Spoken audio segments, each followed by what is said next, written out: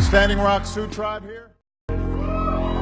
Choctaw Nation, Alaska Natives, my brothers of Crow Nation, brothers and sisters here, because I pledged to all of you when I first ran for president that I'd be a partner with all of you in the spirit of a true nation-to-nation relationship, and I hope I've done right by you. We know the history that we share.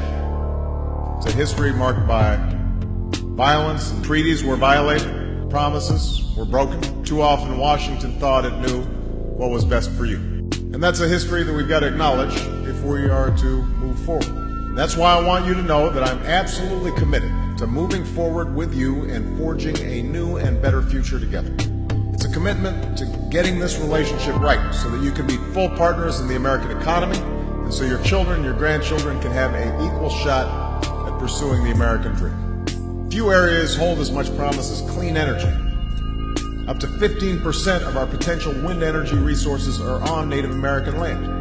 And the potential for solar energy is even higher. And we have a lot to learn from your nations. Before we get at it, I want to close with this. I know you've heard this song from Washington before. I know you've often heard grand promises that sound good but rarely materialize. And each time you're told this time will be different. I get it. I'm on your side. I understand what it means to be an outsider. I know what it means to feel ignored and forgotten, and what it means to struggle. So you will not be forgotten as long as I'm in this White House.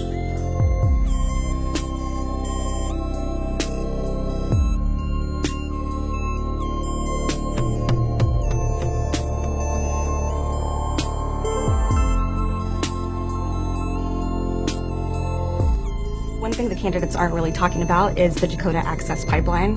Is that something that you would consider intervening in? People have called for your administration to make a call. We're monitoring this closely, and I think as a general rule, my view is that there is a way for us to accommodate sacred lands of Native Americans, and I think that right now the Army Corps is examining whether there are ways to reroute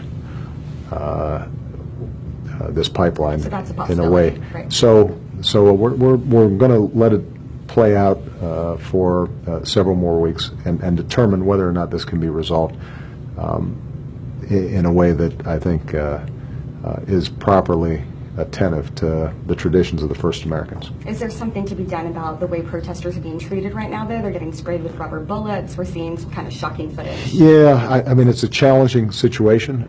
I think that my general rule when I talk to governors and state and local officials, whenever they're dealing with protests, including, for example, during the Black Lives Matters protests, is there's an obligation for protesters to be peaceful, and there's an obligation for authorities to show restraint.